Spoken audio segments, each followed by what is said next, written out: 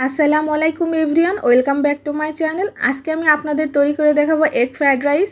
খুবই মজাদার egg fried rice, ছোট বড় সকলের পছন্দ। সকালবেলা ব্রেকফাস্টে কিংবা বাচ্চাদের টিফিনে এই ফ্রাইড রাইসটা পরিবেশন করতে পারেন। আশা করছি আজকের রেসিপিটা সবার কাছে ভালো লাগবে। তো চলুন মূল রেসিপিটা দেখে নেওয়া যাক। এখানে আমি 1 কাপ পরিমাণ চিনি গুঁড়া পোলাওয়ের চাল নিয়েছি। আর চালটাকে ভালোভাবে 2-3 বার পানি বদলিয়ে ধুয়ে পরিষ্কার করে 30 মিনিটের জন্য চালটাকে পানি দিয়ে ভিজিয়ে রাখতে হবে। ভিজিয়ে রেখে পানিটাকে ঝরিয়ে নিতে হবে।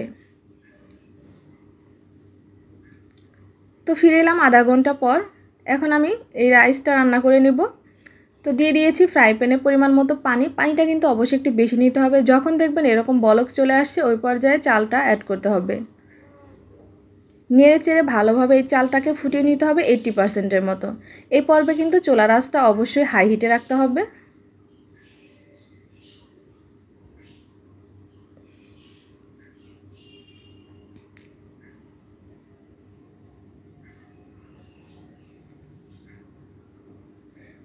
তো চালটা কিন্তু 80% সেদ্ধ হয়ে এসেছে। আমি একটু হাতে নিয়ে দেখাচ্ছি। এরপরে চালটাকে একটি স্ট্রেনারে নিয়ে পানিটা ঝরিয়ে নিতে হবে।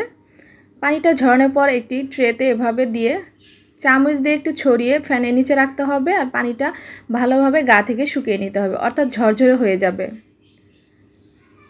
এ পর্যায়ে দিয়ে দিব ফ্রাই প্যানে 2 চা চামচের মতো সয়াবিন তেল আর দিয়ে দিব 2টি ডিম। ডিমটাকে নেড়ে চেড়ে ভালোভাবে স্ক্রাম্বল করে নিতে হবে। আর দিয়ে দেব সামান্য লবণ।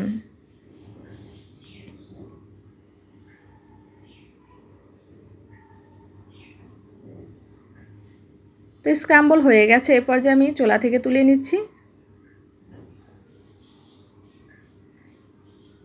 এখানে আরও কিছুটা তেল অ্যাড করে দিব।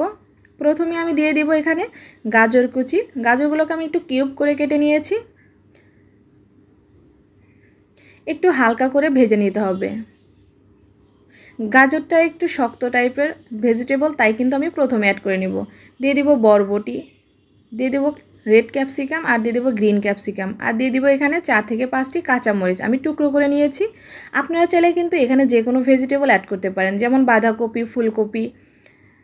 তবে এখানে যে ভেজিটেবলটা সেদ্ধ হতে একটু বেশি সময় লাগবে সেই ভেজিটেবলটা কিন্তু প্রথমে অ্যাড করে দিতে হবে। একটু ভেজে বাকি সব ভেজিটেবল অ্যাড করতে হবে। তো ভেজিটেবলগুলো একটু ভাজা হয়ে এসেছে। এ পর্যায়ে আমি রাইসটা দিয়ে দিচ্ছি। ভালোভাবে হালকা হাতে নেড়ে চেড়ে মিক্সড করে নিতে হবে। এই পর্যায়ে কিন্তু চুলার আঁচটা মিডিয়াম টু লোতে থাকতে হবে। দিয়ে দিব স্বাদ মতো লবণ আর দিয়ে দেব 1 চা চামচের মতো সয়া সস আর 1 চিমটি দিয়ে দেব গোলমরিচের গুঁড়ো। এই ধরেন হাফ চামচের একটু কম হবে। ভালোভাবে নেড়ে চেড়ে এই উপকরণগুলো মিক্সড করে নিতে হবে রাইসের সাথে। এটা দেখেই বুঝতে পারছেন কতটা কালারফুল, খেতে কিন্তু অসম্ভব মজা। চাইলে বাসায় একবার ট্রাই করতে পারেন। এ পর্যায়ে ঢাকনা দিয়ে আমি 5 মিনিটের জন্য একদম লো হিটে রান্না করে নিব। তো ফিরে এলাম 5 মিনিট পর। এখন আমি স্ক্রাম্বল করে রাখা ডিমটা দিয়ে দিচ্ছি আর নেড়ে চেড়ে ভালোভাবে মিক্সড করে দিচ্ছি।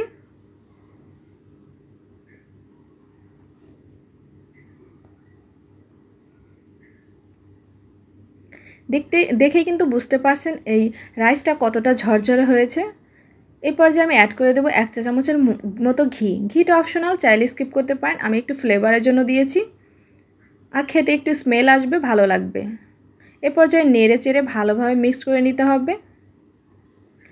তো রেডি হয়ে গেল আমার ফ্রাইড রাইস। তো আমি আপনাদের পরিবেশন করে দেখাচ্ছি। এটা কতটা ঝরঝরে আপনারা ভিডিওতে দেখেই বুঝতে পারছেন। আর খেতে কিন্তু খুবই মজা। চাইলে বাসায় একবার ট্রাই করতে পারেন। আশা করছি সকলের ভালো লাগবে। তো আজকে ভিডিওটি ভালো লাগলে আমার চ্যানেলটি সাবস্ক্রাইব করে পাশেই থাকবেন আর লাইক শেয়ার কমেন্টস করতে ভুলবেন না। এরকম মজার মজার রেসিপি পেতে চাইলে আমার ভিডিওর কমেন্ট সেকশনে কমেন্ট করতে পারেন। চেষ্টা করব ভিডিও আপলোড করার জন্য। পরবর্তী ভিডিও দেখার জন্য আমন্ত্রণ রইল। আজকের ভিডিও এই পর্যন্ত। সবাই ভালো থাকবেন, সুস্থ থাকবেন, আমার জন্য দোয়া করবেন। আর রেসিপি সম্পর্কে কোনো তথ্য জানা থাকলে কমেন্ট সেকশনে কিন্তু কমেন্ট করতে পারেন। আমি রিপ্লাই দেওয়ার চেষ্টা করব। আল্লাহ হাফেজ।